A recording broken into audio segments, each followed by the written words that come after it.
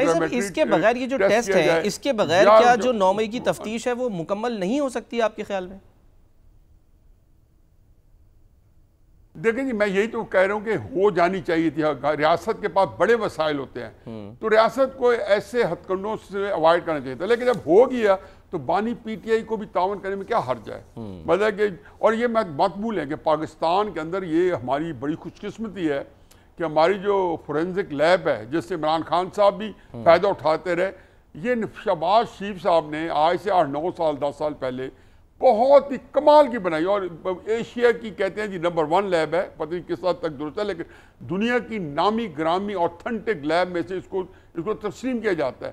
और यहाँ पे फोटोग्रामेट्रिक टेस्ट जो है उसमें 3D इमेज क्रिएट करके क्राइम सीन क्रिएट किया जाता है, और पोलियोग्राफिक टेस्ट जो है वो लाइट डिटेक्टर होते हैं, जब वो करेंगे तो वो लाइट डिटेक्ट करता है। अच्छा, इसके अंदर एक मार्जिन ऑफ एरर होता है। अगर मार्जिन ऑफ एरर आप देखें तो भी आपको मार्जिन ऑफ एरर जो है इमरान खान साहब को जाएगा। अच्छा। लेकिन मैं तो उससे पहले कहता हूँ ये करना ही नहीं चाहिए। इसको अभी भी वक्त है कि ये ऐसे हथकंडे से जो है जिच करने से तहरीक इंसाफ के जो लोग हैं जो कि इमरान खान साहब के मानने चाहने वाले हैं, उनके अंदर रिएक्शन पैदा हो रहा है। लेकिन इसके अंदर जावेद इकबाल साहब को बख्श दें, क्योंकि उनका एक बड़ा अपराइट किस्म किया और मेरा अपना वास्ता ना पड़ता, और उन्होंने बड़े ऑनेस्ट डिसीजन किए। अब भी वो करेंगे तो मेरा नहीं ख्याल कि वो इमरान खान साहब के साथ ज्यादती करेंगे। वो तो अपना काम करेंगे और उस काम के मुताबिक वो उसको लेकर, उन्होंने ये बड़े तमतराक से और बड़े धड़ल्ले से तहरीक इंसाफ के लोगों को रिलीफ दिलाया हुआ है। आप से बेहतर तो जाहिर है मेरा ख्याल है कि खान साहब को कोई नहीं समझता। जाहिर है रिश्ता भी है, सब कुछ है, आपने देखा भी है बाकायदा। सवाल ये है, लोग ये जानना चाह रहे हैं कि आखिर क्या वजह है। अगर देखिए एक इंसान है ना, उसको पता है कि वो सच बोल रहा है, उसने सच बोलना है, उसने कुछ नहीं किया, तो वो तो हर किस्म का टेस्ट कराने को तैयार हो जाएगा। बानी पीटीआई क्यों नहीं कराना चाह रहे? उनको क्यों शक व शुबा है कि जी प्रोसिक्यूशन उनको फंसाने के लिए ये सब कुछ कर रही है? नहीं, उसमें अगर आप, मेरा तो ख्याल है कि हमें यहाँ बैठ के, और क्योंकि जो मैं ऐसा समझ रहा हूँ कि जैसे शामी साहब से क्वेश्चन किया हो तो उसी पैरामीटर के अंदर दूंगा, और मेरा ख्याल है शामी साहब का यही जवाब होता कि अगर अवॉइड किया जा सकता तो अवॉइड कर लेना चाहिए, क्योंकि वो बड़ा मार्जिन देते हैं शामी साहब हर चीज़ को। वो कहते हैं जितना किसी को आप मार्जिन दे दें उतना अच्छा होता है, और मेरा ख्याल है ये बड़ा अच्छा एटीट्यूड है कि आप एक पॉजिटिव तरीके से हर चीज को ऑब्जेक्टिव। तो ये मार्जिन फिर क्यों नहीं दिया जा रहा? चले ये इसको इस तरह रिफ्रेश कर लेते हैं।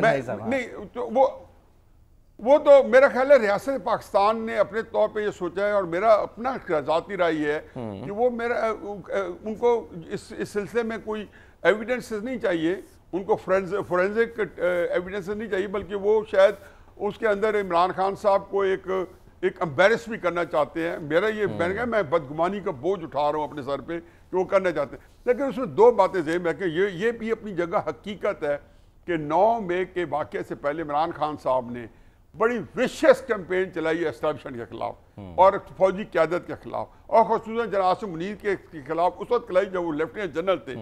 और ये इतना बड़ा इमरान खान साहब ने अपने साथ ज्यादती की, अपनी पार्टी के साथ ज्यादती की, उन्हीं फैमिली, उन्होंने 3 महीने सितंबर, अक्टूबर, नवंबर, और क्या क्या डर्टी हैरी और क्या क्या नाम नहीं किया। ये वो चीज़ें थी जो कि उनको जैसे किसी ने स्क्रिप्ट लिख के दिया था। तो उसमें जब जो ने कैंपेन चलाई, मैं इसे कहता हूँ कि लामहला अगर वर्कर चले भी गए हैं, फ़र्ज़ किया इमरान खान साहब की बात से एग्री ना करते हुए, तो इसमें कोई इसमें मानने में जो है कबात नहीं है। कोई इमरान खान साहब की उस कैंपेन के बाद वर्कर ये होता है, मैं खुद पॉलिटिकल एक्टिविस्ट रहा हूँ 70s में, आपकी लीडरशिप आपको जहाँ लगाती है आप उसी के खिलाफ जुलूस निकालते हो, जलसे करते हो। ये जो मॉब वायलेंस तो हुए हैं, इसको तो कोई मान नहीं सकता। आर्सन हुआ है, लूटमार हुई है, जलाओ घिराव हुआ है, तो ये इमरान खान साहब ने इनके खिलाफ उकसाया है, क्योंकि उन्होंने 13 मई को एक बयान दिया था कि अगर गिरफ्तार आप करोगे तो ये जो एहतजाज भी आपके खिलाफ होंगे, रद्द अमल तो आएगा। अच्छा, मैंने उस वक्त कहा था, उस वक्त भी रद्द अमल आएगा। उस वक्त भी मैंने कहा था कि नवाज शरीफ साहब को 99 में, जुल्फ़िकार भुट्टो को 1977 में बाकायदा फौज के जर्नैल जो हैं जबरदस्ती पकड़ के, अगर कहें ना, अगर इसको आप जरा थोड़ा सख्त अंदाज में घसीट के बाहर लेके आए। लेकिन पीपल्स पार्टी ने तो सारे एहतजाज लियाकत बाग के बाहर और रीगल चौक में किए। भुट्टो साहब की उन्होंने अपने आप को जलाया भी सही, अपने वर्कर्स को। कलसूम नवाज साहबा ने नवाज शरीफ साहब के गिरफ्तारी पे जुलूस निकाले, कोई कैंट नहीं किया कि वो इसकी रिवाज वजह नहीं क्या था। थी, यानी कि तो जो उन्होंने ये कहा, जमातें उनको थी भरा ही इनकी नहीं गए। ट्रेनिंग ऐसी थी नियाज़ी साहब अपने कारकुनान की या नहीं, फिर हाँ जी अगर वो भी जी जी अगर वो भी यही करते ना, जैसे नवाज शरीफ साहब आ रहे थे जीटी रोड से लॉन्ग मार्च करते 2017 में, जिसमें उन्होंने इशारतन कनायतन भी कहा कि वोट की इज्जत दो, तो वो भी अगर यही करते हैं कि मुझे बाजवा निकाला है, हकीकत ये है कि उनके खिलाफ जब एहतजाज होता तो लोग जो है अगर उसको इसी तरह कहते गद्दार हैं, ये मीर जाफर है, मीर कासिम है, ये डर्टी हैरी है, ये मुझे कत्ल कराना चाहते हैं, तो वो बड़े मुझे स्क्रिप्टेड सा लगा, जैसे इमरान खान बेचारा भी इस्तेमाल हो गया है और बाकी भी लोग तरीके से इस्तेमाल हो गए, और जिन्होंने इस्तेमाल करना था उनके कोई वेस्टर्न टेस्ट होंगे जिसमें अरशद शरीफ का कत्ल भी हो। तो मैं ये सिर्फ ये कहना चाहता हूँ कि इमरान खान साहब को ये रियलाइज करना चाहिए कि जो उनकी तकरीरें थी उनके, मैं चूंकि खुद एक्टिविस्ट हूँ तो आई कुड फील कि मैं इमरान खान से भी तकरीरें सुनने के बाद अगर मैं उनका फॉलोअर होता तो मैं कोर कमांडर के घर की तरफ ही जाता, वजह भले ऐसे कि आप कहते हैं कि उन्होंने क्यों नहीं रोका, फलां ने क्यों नहीं रोका।